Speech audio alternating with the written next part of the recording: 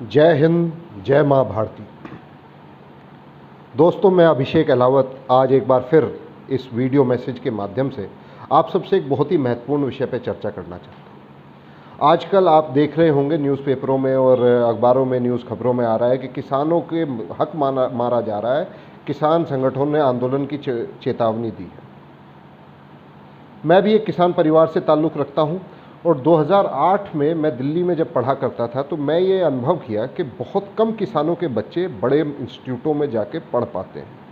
ऐसा नहीं था कि हमारे यहाँ ज्ञान का अभाव था, अभाव केवल संसाधनों का था। अब संसाधनों का अभाव क्यों था, तो ये सवाल जब पूछा गया तो एक बार एक डिबेट हो रही थी जब कांग्रेस सरकार ने 50,000 करोड़ का ऋण माफ़ी का प्रस्ताव किया था और दिए भी थे किसानों को 50,000 करोड़ का ऋण माफ़ कर दिया था। तो और ये लॉलीपॉप थी। तो हमें जो है उस समय, क्योंकि पढ़ाई में हम अच्छे थोड़े से एक्टिव भी थे, तो हमें जो है ये न्यूज़ चैनल अपने यहाँ स्टूडेंट पैनल के तौर पे बुला लिया करते थे चर्चाओं में भाग लेने के लिए। तो एक ऐसी ही चर्चा में जिसमें सचिन पायलट, राकेश टिकैत जी और सीपीआईएम के लीडर हुआ करते थे कैप्टन सलीम, ये लोग वहाँ पे उपस्थित थे। तो इन लोगों के सामने मैंने ये बात कही कि जी मैं स्टूडेंट लोन लेके यहाँ पे पढ़ने के लिए आया हूँ और मुझे सालाना जो है 14% का ब्याज देना है। अगर आप चाहते हैं किसानों की तरक्की हो तो किसानों के बच्चों को पढ़ने के लिए क्या कहते हैं, ये ब्याज रहित आप जो है ऋण दिलवाएं तो हम पढ़ाई करें और तरक्की करें। पर आप ऐसा नहीं चाहते, आप हमें केवल ये 50,000 करोड़ का जो कृषि ऋण आप माफ़ी कर रहे हैं, इससे हमारा कोई भला नहीं होना, ये बेकार है, लॉलीपॉप है। मैंने ये बात कही। तो दोस्तों आते हैं अभी करंट के इश्यूज़ पे। तो करंट का इशू ये है कि एक एपीएमसी एक्ट है, एक एसेंशियल्स कमोडिटी एक्ट है। ये दो एक्ट को सरकार या तो बिल्कुल नलीफाई करने वाली है, मॉडिफाई कर रही है न्यू फार्म पॉलिसी के तहत। दोस्तों हुआ ये कि जब देश आज़ाद हुआ उस समय ये थी स्थिति, लालाओं के हाथ में बहुत ज़्यादा ताकत थी। किसान अपनी सारी उपज लाला को बेचता था और लाला उस चीज़ की जमाखोरी किया करता था और जमा करके किसान से सस्ता खरीदता, जमाखोरी करके वो उसे बहुत महंगा करके बेचता था। तो ये एक्ट लाए गए कि सरकारी मंडियां होंगी, सरकारी आड़ती होंगे, कमीशन एजेंट एक तरीके से सरकारी होंगे जो किसानों का भला करेंगे और जनता को भी भला करेंगे, महंगा नहीं बेचेंगे। अब आइए आज की करंट स्थिति पे, क्या ऐसा हो गया, किसानों का भला हो गया?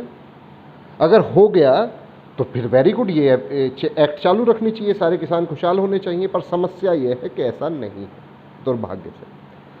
आज आप देखेंगे किसान फांसी खाता है। दुनिया भर के किसान भारत देश में, दुनिया बहुत सारी संख्या में किसान हर साल फांसी खा के सुसाइड करते हैं।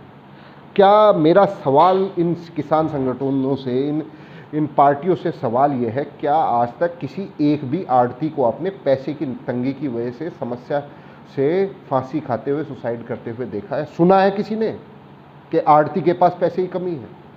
तो किसान के पास पैसे की कमी क्यों है? गरीब के पास आलू, प्याज ये सब महंगी क्यों जा रही है, जबकि 3 रुपये किलो प्याज किसान से खरीद रहे हैं, 40 रुपये किलो, 80 रुपये किलो तक प्याज, 80 रुपये किलो प्याज बिकी है शहरों में, 3 रुपये किलो खरीदी हुई प्याज। तो आपने तो सरकारी एक्ट बना रखी थी, सरकारी मंडियां थी। ये एक्ट ये कहती है किसान किसी भी इस सरकारी मंडी के अलावा किसी को भी डायरेक्ट माल नहीं बेच सकता। आप अपने क्षेत्र के बाहर भी अगर किसी को सब्जी बेच रहे हो तो गैरकानूनी है। आप मंडी में जाओ, आड़ती को उसको बेचो, आड़ती उसे आगे बेचेगा, आड़ती की मर्जी। आप बेचोगे एमएसपी पे, मिनिमम सेलिंग प्राइस पे, सरकार तय कर देती है। आड़ती उससे 1 रुपया आपको फालतू नहीं देगा, आड़ती चाहे कितनी भी कीमत पे बेचे। वाह! तो ये थी सरकारी लूट। सरकार ने सरकारी चोर नियुक्त कर रखे थे। अब जब ये नलीफाई होगी तो इसकी पीड़ा सबसे ज़्यादा किसे होगी? सरकारी चोरों को। अभी जो सरकारी चोर हैं, आपने बहुत सुना होगा, जो मेरे किसान भाई होंगे उन्होंने जरूर सुना होगा कि मंडी में लेके गए, वहाँ पे घटतोली हुई, आपका 100 कुंटल था, निकला 95, वो 5 कुंटल वो खा गया। होती थी, नहीं होती थी?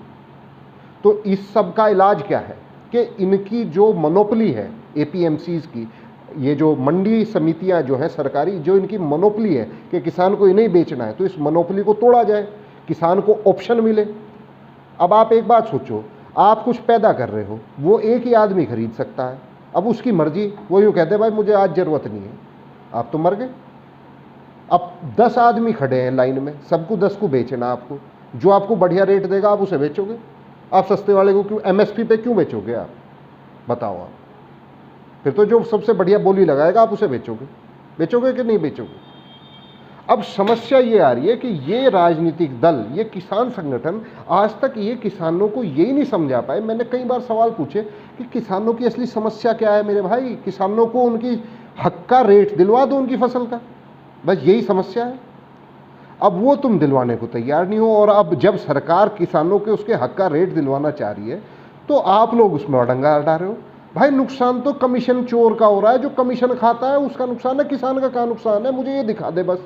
मुझे इस बात से को, जो मेरे इस वीडियो पे कमेंट भी आएंगे जो मेरी इस बात के खिलाफ हैं, मुझे ये समझ लो कि मैं मोदी समर्थक हूँ ठोक के हूँ, परंतु मुझे ये समझा दें कि एपीएमसी एक्ट अगर इतनी बढ़िया थी तो किसान हेलीकॉप्टर में क्यों नहीं घूम रहा।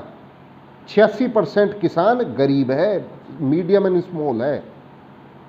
और अब एक और मामला जो तीसरा ये लाना चाह रहे, कॉन्ट्रेक्चुअल फार्मिंग, इस पे चर्चा हम बाद में करेंगे। इस वीडियो में अगर आपको मेरी ये पसंद आई हो तो प्लीज़ इसको लाइक करें, कमेंट करें, और अगर आपको लगता है कि कॉन्ट्रेक्चुअल फार्मिंग जो तीसरा एक नया सुधार कृषि नीति में लाना चाह रही है सरकार, उस पर भी मैं चर्चा करूं तो प्लीज़ मेरे को कमेंट करके बताएं, मैं नई वीडियो उस पर बनाऊँगा। धन्यवाद। जय माँ भारती, जय हिंद, जय श्री राम।